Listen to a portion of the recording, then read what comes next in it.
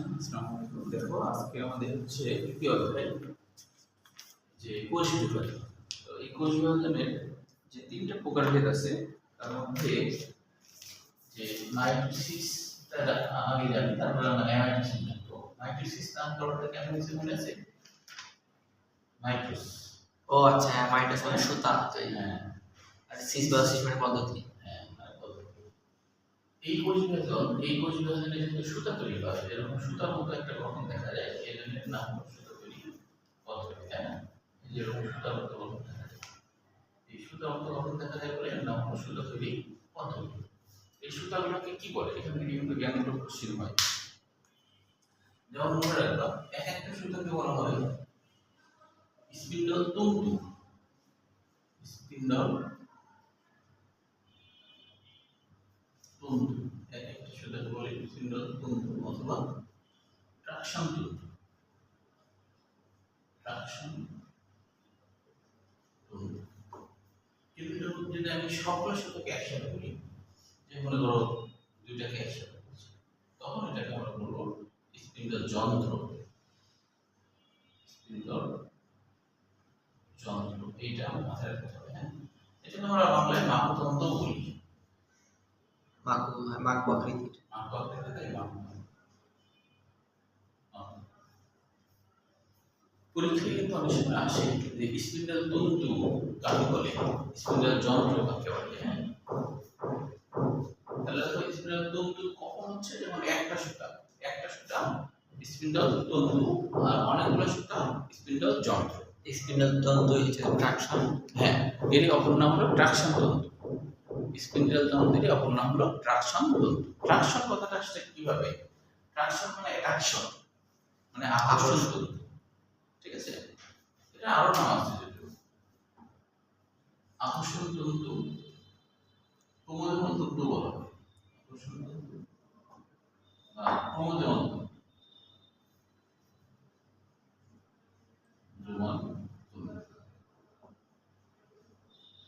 প্রমোদন, কারণ প্রমোদন এই তন্তুর সাথে লেগে থাকে, তাই এর নাম প্রমোদন তন্তু।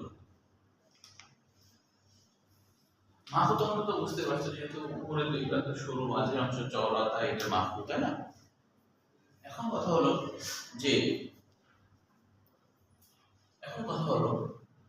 এই সুতাগুলোকে একসাথে আমরা স্পিন্ডল যন্ত্র কেন বলছি মনে আছে বলো তো? স্পিন করে। হ্যাঁ, স্পিন করে। এই দুই মেরুতে স্পিন করে। হ্যাঁ, ক্রোমোসোমগুলো যখন দুই পারে যায়, তখন ক্রোমোসোমগুলো কি করে, যে ক্রোমোসোম সুতাগুলো ক্রোমোসোম সহ স্পিন হয়, মানে কি ঘুরতে থাকে, তাই না? অর্থাৎ এরকম ঘুরে, তাহলে তখন এর সাথে ক্রোমোসোম লেগে আছে, যখন সুতাগুলো এভাবে ঘুরে, তখন ক্রোমোসোমও কিন্তু ঘুরতে দুইবারে চলে যায়, যেহেতু স্পিন করে তাই জন্য স্পিন্ডল যন্ত্র। এখন দেখো অ্যামাইটোসিস, এই মানে অ্যাবসেন্ট, মানে অ্যাবসেন্ট, মাইটোসিস। হ্যাঁ, অ্যাবসেন্ট। আর মাইটোসিস মানে তা আগের মতোই, মাইটোসিস মানে সুতা তৈরি, সিনোসিস মানে হলো পদ্ধতি। তার মানে যে কোষ বিভাজনে সুতা তৈরি পদ্ধতি অ্যাবসেন্ট থাকে, অনুপস্থিত থাকে। যেখানে সুতা তৈরি হয় না, সেটা হলো অ্যামাইটোসিস। যেখানে সুতা তৈরি হবে না সেটাকে বলা হবে অ্যামাইটোসিস। যেখানে সুতা তৈরি হবে না সেটাকে বলা হবে অ্যামাইটোসিস। এখন কথা হলো যে অ্যামাইটোসিস কাদের হয়, মাইটোসিস কাদের হয়?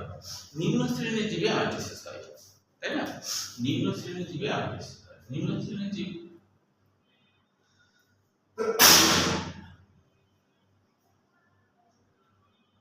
ব্যাকটেরিয়া জাতীয় যে জীবগুলো, আদিবাসী যারা আছে, তাদের হলো হয় অ্যামাইটোসিস। তো তাতে কি হয়, তাদের এরকম সুতা তৈরি হয় না। আসলে সুতা তৈরি করার মতো কোষীয় অঙ্গাণু তাদের থাকেও না। হ্যাঁ, এই কারণে কোষীয় কঙ্কাল নাই, কিছু নাই আদিবাসীদের, সুতা তৈরি করে কি করে? ওদের শুধুমাত্র নিউক্লিয়াসটা একটু লম্বায় বড় হয়,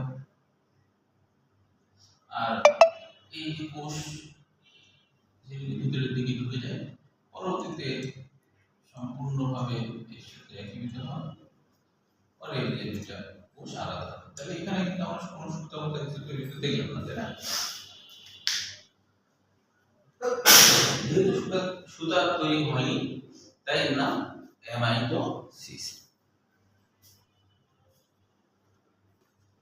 এখন মেয়োসিস তো পরে আলোচনা আছে, এই দুটা আগে দেখো যে মাইটোসিসটা আমি আলোচনা করব, কারণ মাইটোসিসটার মধ্যে বই বেশি আছে। তো মনে রাখতে হবে মাইটোসিস কোষবিভাজনের সময় যে যে ঘটনা ঘটে সেটা হলো যে স্বাভাবিক অবস্থায় একটা কোষের নিউক্লিয়াস, স্বাভাবিক অবস্থায় একটা কোষের নিউক্লিয়াস, এখানে কিন্তু এই সুতার মতো যে অংশগুলো আছে এটা হলো পেঁচাই পেঁচাই থাকে, একটা সাথে একটা লেগে লেগে পেঁচাই পেঁচাই থাকে। এখানে কিন্তু আসলে নির্দিষ্টভাবে তুমি এখানে কয়টা ক্রোমোসোম আছে এটা বলতে পারবে না, কারণ এটা এত চিকন এবং এত বেশি পেঁচিয়ে থাকে, ঠিক আছে, যে এটা বুঝতে পারা যায়। এই জন্য এটাকে নিউক্লিয়ার রেটিকুলাম বলা হয়। এই জিনিস এই সুতাগুলোর নাম হলো নিউক্লিয়ার রেটিকুলাম। রেটি মানে জালিকা, রেটিকুলাম মানে ছোট ছোট ছোট জালের মতো। আবার এর নাম ক্রোমাটিন, এটার নাম ক্রোমাটিন। ক্রোমোজোম। হ্যাঁ, এই ক্রোমা মানে তো ক্রোমোসোম, তাই না? এই ক্রোমা মানে ক্রোমোসোম। আর টিন মানে কি? অর্ধেক। না, ভুলে গেছো। টিন মানে কি? ক্রোমোসোম যখন সুতার মতো, টিন মানে সুতার মতো। ক্রোমোসোম যখন সুতার মতো থাকে তখন এর নাম হয় ক্রোমোসোম। ক্রোমাটিড অর্ধেক। ক্রোমাটিড হলো অর্ধেক। ঠিক আছে? আচ্ছা, কিন্তু এদের যে কাহিনী হয় সেটা হলো কোষ বিভাজন হওয়ার আগে কিছু প্রস্তুতিমূলক কাজ থাকে। প্রস্তুতিমূলক কাজকে বলা হয় ইন্টারফেজ দশা। বুঝছো? বিভাজন হওয়ার শুরুর দিকের যে দশা সেটাকে বলা হয় বিশ্রাম দশা বা ইন্টারফেজ দশা। ইন্টারফেজ দশায় কি হয়, এই যে সুতাগুলো আছে এরা তো একটা একটা ক্রোমাটিড, ধরো এই একটা একটা ক্রোমাটিড গুলো অনুলিপন হয়, অনুলিপি হয়, মানে কি ডবল হয়ে যায়, একটা থেকে দুইটা হয়ে যায়। ঠিক আছে, দুইটা হয়ে যখন যায় তখনও বুঝতে পারা যায় না আসলে, তখন খুবই চিকন, এই জন্য দুইটা যে হয়েছে বুঝতে পারা যায় না। কিন্তু যখন দুইটা হয়ে আছে তখনও বোঝা যাচ্ছে না, কিন্তু যখন প্রোফেজ দশা হয় মানে বিভাজন শুরু করতে যায়, ঠিক সেই সময় কিন্তু বুঝতে পারা যায় পানি বিভাজনের ফলে ক্রোমাটিনগুলো তখন ক্রোমোসোমে পরিণত হয়, মানে কি খাটো মোটা হয়েছে এবং ক্রোমোসোমে পরিণত হয়ে গেছে। ক্রোমাটিনগুলো ক্রোমাটিনগুলো ক্রোমোসোমে পরিণত হয়েছে, এবং এগুলো তো ক্রোমোসোমে পরিণত হয় পানি বিভাজনের কারণে। পানি বিভাজন হয় এবং সুতাগুলা ভাঁজ হতে থাকে। সুতাগুলা কেন ভাঁজ হয়? ভাঁজ না হলে কি সমস্যা? ধরো যে বিভাজিত হবে সুতাগুলা ক্রোমোসোমে পরিণত হলো না, ওরকমই থাকে। এই অবস্থায় বিভাজিত যদি হয় তাহলে কি সমস্যা হবে বলুন তো? কি সমস্যা হবে? সুতাগুলা কি হয়, মানে ধরো বিভাজনের সময় যখন বিভাজিত হতে চাই তখন সুতাগুলা ভাঁজ হয়ে আস্তে আস্তে খাটো মোটা হয় এবং ক্রোমোসোমে পরিণত হয়, এটা নিয়ম। কিন্তু বিভাজিত হওয়ার সময় সুতাগুলো যদি ডবল হলো, ধরো অনুলিপন হয়ে ডবল হলো, কিন্তু খাটো আর মোটা হলো না, মানে ক্রোমোসোমে পরিণত হলো না। খাটো মোটা যখন হয়, যখন রং দিলে রং ধারণ করে তখন এর নাম কি? ক্রোমোসোম। এবং খাটো মোটা হয় বলেই এদেরকে আমরা চিহ্নিত করতে পারি, দেখতে পারি, আলাদাভাবে গণনা করা যায়। ক্রোমোসোমের একটা বৈশিষ্ট্য হলো এদেরকে আলাদাভাবে গণনা করা যাবে, ক্রোমাটিনের বৈশিষ্ট্য হলো এদেরকে আলাদাভাবে গণনা করা যাবে না। এখন কোশ্চেন হলো এই সুতার মতো ক্রোমাটিনগুলা বিভাজিত হওয়ার সময় কেন খাটো মোটা হয়? খাটো মোটা না হলে কি সমস্যা হবে? দেখো কি সমস্যা হবে। এই সুতাগুলো তো অনেক লম্বা, তাই না? এই লম্বা জিনিস যখন এই টার্সন তন্তুতে থাকবে তখন তো বিশাল লম্বা, ধরো এরকম বিশাল লম্বা। এখানেও একটা আছে, ধরো একটার সাথে একটা প্যাচ লেগে যাবে না? লেগে যাবে কিনা? তাহলে প্যাচ লেগে গেলে তখন দুই পারে যাওয়া সম্ভব হবে? হবে কি দুই পারে যাওয়া সম্ভব? একটা সুতা আরেকটার মধ্যে পেঁচে যাবে না? বুঝতে পারছি, দুই দিকে হ্যাঁ, ওই কারণেই কিন্তু খাটো আর মোটা হয়। কিন্তু খাটো মোটা অবস্থায় এর যে জিনগুলো আছে কখনোই কাজ করতে পারে না, শুধুমাত্র ক্রোমাটিন অবস্থায় জিনগুলো কাজ করতে পারে, মানে ক্রোমোজোমে জিন কাজ না ক্রোমোজোমে জিন কাজ করে। যেমন ধরো কথা তুমি বাইরে কোথাও গেলে তোমার কয়েকটা জামা কাপড় নিতে হবে, তুমি কি এটাকে ভাঁজ করে ছোট করবে না? তাই না? বিশেষ করে মহিলারা যদি যায় তো বাইরে কোথাও যাবে, ধরো একটা শাড়ি নাড়া আছে তারে, তো কি শাড়িটা কাঁধের উপর নিয়ে সরাসরি চলে যাবে? পায়ের সাথে বাড়িটা করে দেবে, তাহলে কি ভাঁজ করবে না? তার মানে কি যখনই কোথাও যাবে তখন কিন্তু ভাঁজ করতে হবে, ভাঁজ করে জিনিসটাকে ছোট করতে হবে, তাই কি না? এই কারণে তো ভাঁজ ভাঁজ হয়ে ছোট হয়, বুঝতে পারছো? তো এখন বাইরে যাওয়ার সময় মানুষ তো বাইরেই যাবে, ওই সময় কি বাইরে যাওয়ার সময় কি হাঁড়ি পাতিল নিয়ে যাবে যে বাইরে রান্না টান্না করবো, রাস্তায় বসে দেবে, এরকম কোনো কাজ করবে? একটা মা তো রান্না বান্না করে, তো যেদিন বাইরে যায় সেদিনও কি ট্রেনের মধ্যে রান্না বান্না করবে? করবে না, কারণ সে তো একটা কাজে যাচ্ছে। তো সেহেতু ক্রোমাটিনগুলো স্থির অবস্থায় যখন তখন সে কাজ করে, কিন্তু বিভাজিত অবস্থায় কাজ করতে পারবেও না। কেন পারবে না? কারণ ক্রোমাটিন বা ক্রোমোসোম মানে কি? ক্রোমাটিন মানেও কিন্তু ডিএনএ আর প্রোটিন, ডিএনএ আর প্রোটিন। ক্রোমোসোম মানে তাই, খালি একটা হচ্ছে যে স্থির অবস্থায় সেটা সুতার মতো থাকে, আর বিভাজিত অবস্থায় খাটোয়ার মতো হয়, এই পার্থক্য। তাছাড়া তো দুজনের গঠন সেম। তো ডিএনএ, ওই ডিএনএ ধরো এভাবে আসে, যখন স্থির অবস্থায় তখন ডিএনএ ধরো এভাবে আসে, মনে করো এভাবে আসে, এটা মনে করো ডিএনএ, সাথে প্রোটিন আছে মনে করো। যখন ডিএনএ এভাবে থাকে তখন কোনো জিন, মনে করো এখান থেকে একটা জিন একটা প্রোটিন তৈরি করতে যাচ্ছে, এনজাইম তৈরি করতে যাচ্ছে, তখন অন্য কিন্তু একটা এনজাইম বা হরমোন এখানে টাচ করা লাগে, তাছাড়া সে তৈরি করতে পারবে না। তো খাটো মোটা যখন হয়ে যায়, এটা যখন এরকম খাটো মোটা হয়ে যায় তখন এর মধ্যে কোনো এনজাইম আসতে পারবে? পারবে না। তো ওই জন্য খাটো মোটা অবস্থায় কিন্তু কাজ করতে পারে না, বুঝতে পারছো? বিভাজিত অবস্থায় কাজ করতে পারে না। বিভাজিত অবস্থায় সে খাটো মোটা হয়েছে শুধুমাত্র দুই পারে যাবে তাই, ঠিক আছে? কিন্তু ওটা অরিজিনাল গঠন না, ঠিক আছে?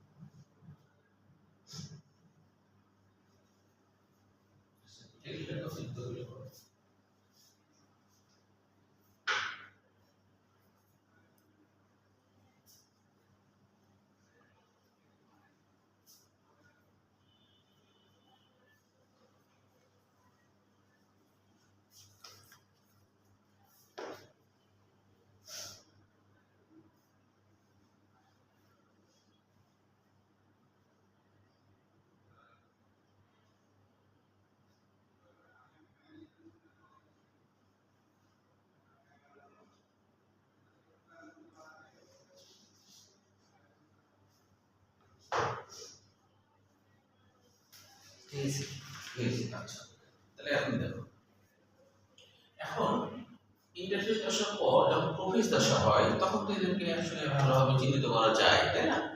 তো প্রোফেজ দশায় কি কি বর্ণনা করা হচ্ছে? প্রোফেজ দশায় প্রথম কথা হলো পানি বিয়োজন ঘটে, এবং এই দশায় ক্রোমাটিনগুলা ভাঁজ হয়ে ক্রোমোসোমে পরিণত হয়, এটা হলো মূল কথা, ঠিক আছে?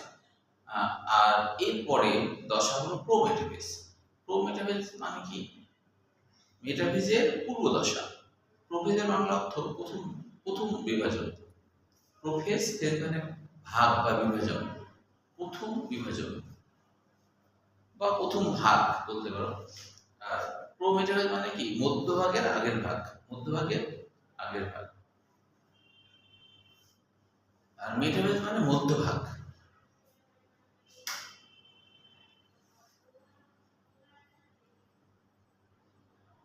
অ্যানাফেজ মানে গতি দশা, অ্যানাফেজ মানে গতি দশা, অ্যানাফেজ মানে গতি দশা। টেলোফেজ মানে প্রান্ত দশা বা শেষ দশা।